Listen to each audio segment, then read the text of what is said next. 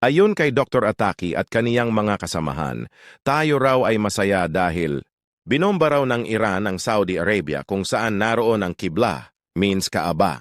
Tayo raw ay masaya. Itong doktor na ito ay ginagamit niya ang mga wika ng Nabi para sa pagkamuhi sa bawat isa sa umma. Tandaan mo, nabomba ang mga kampo ng Amerika, hindi ang Kaaba. Ang binomba ng Iran ay ang base ng Amerika kung saan pinanggalingan ng mga umaatake sa Iran.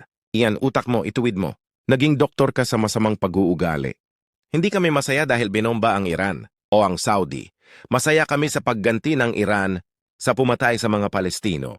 At sinasabi mo na naging masaya ang mga tao sa Madina dahil may mga Yahud sa Madina, lumalabas na ikaw ay pro-Yahud.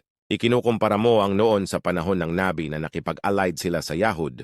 Kaya ikaw ay mas panig sa Yahud. Ganoon ang lumalabas sa tono ng mensahe mo. At sinabi mo pa na naging kaper ang Nabi kasi nakipag-allied sa Yahud. Doktor, iba ang Yahud noon at ngayon. Ang Yahud ngayon ay Zionist at pumapatay ng mga bata, walang pinipili.